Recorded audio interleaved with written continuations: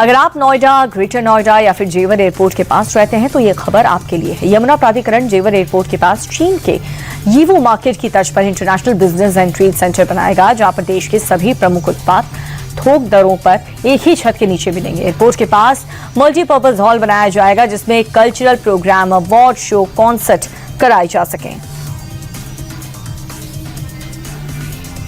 अगर आप new big car लेने की प्लानिंग कर रहे हैं तो थोड़ा सा इंतजार कर लीजिए, क्योंकि मर्सिडीज से लेकर ऑडी तक यूरोपियन कारें भारत में सस्ती हो सकती हैं। भारत और यूरोपीय संघ के बीच व्यापार को लेकर के बातचीत अब आखिरी चरण में पहुंच चुकी है। भारत यूरोप से इंपोर्ट होने वाली कारों पर लगने वाले भारी भरकम टैरिफ में बड़ी कटौती करने की तैयारी कर रहा है और अब तक 110% तक कस्टम ड्यूटी लगती रही है। अब ये घट करके 40% हो सकती है। भारत में एआई से जुड़ी एक बड़ी खबर आई है। एआई स्किल इंडेक्स में भारत टॉप पर जा पहुंचा है और इसका मतलब ये है कि भारत में आर्टिफिशियल इंटेलिजेंस स्किल अब सिर्फ टॉप कंपनियां या फिर रिसर्च लैब तक ही नहीं, बल्कि बड़ी संख्या में इंजीनियर्स, डेवलपर्स और टेक प्रोफेशनल्स तक पहुंच चुकी हैं। यहां तक कि भारत में कामकाजी महिलाओं के बीच एआई स्किल्स दुनिया के मुकाबले 1.7% ज्यादा है, जो कि अमेरिका और इजराइल जैसे विकसित देशों से भी काफी ज्यादा है।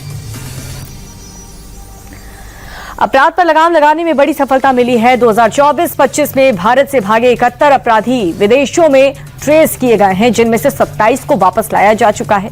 सीबीआई का ग्लोबल ऑपरेशन सेंटर विदेशी एजेंसियों के साथ मिलकर फरार अपराधियों की लोकेशन ट्रेस करता है और होम मिनिस्ट्री के साथ विदेश मंत्रालय को डेटा सौंपता है। एक रिपोर्ट के मुताबिक 1.91 लाख से अधिक खोए, चोरी हुए या फिर रद्द भारतीय पासपोर्ट का डेटा इंटरपोल के डेटाबेस में अपलोड किया गया है। यूपी के मुख्यमंत्री योगी आदित्यनाथ और सपा प्रमुख अखिलेश यादव फिर से आमने सामने आ चुके हैं। सीएम योगी ने अखिलेश यादव के सोने उठने की टाइमिंग को लेकर के सवाल उठाए हैं। योगी ने कहा कि 12 बजे सोकर उठने वाले के पास गरीबों के बारे में सोचने की फुर्सत कहां होगी। इस पर अखिलेश यादव ने पलटवार किया कि अखिलेश ने कहा कुछ लोग जाग करके भी मदहोश रहते हैं।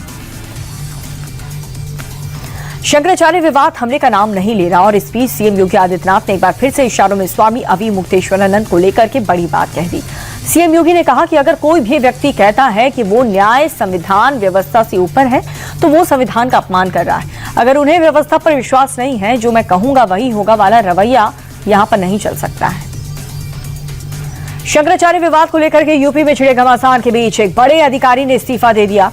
बरेली के सिटी मजिस्ट्रेट अलंकार अग्निहोत्री ने नौकरी छोड़ दी। सिटी मजिस्ट्रेट ने अपने इस्तीफे के पीछे 2 वजह बताई हैं। पहला, स्वामी अवि मुक्तेश्वरानंद के शिष्यों के साथ कथित बदसलूकी और दूसरा, यूजीसी के नए नियम जिसे स्वर्ण छात्रों के खिलाफ बताया जा रहा है। उत्तराखंड में गंगोत्री धाम में गैर हिंदुओं के प्रवेश पर रोक लगा दी गई है और ये फैसला श्री गंगोत्री मंदिर समिति की बैठक में लिया गया। मां गंगा के शीतकालीन निवास मुकबा भी रोक का फैसला लगाया गया है। वहीं केदारनाथ मंदिर और बद्रीनाथ मंदिर में भी गैर हिंदू के प्रवेश पर रोक लगाने की तैयारी चल रही है। श्री बद्रीनाथ केदारनाथ मंदिर समिति के चेयरमैन हेमंत द्विवेदी ने कहा कि दोनों धामों में रोक का प्रस्ताव आने वाली बोर्ड बैठक में पेश कर दिया जाएगा।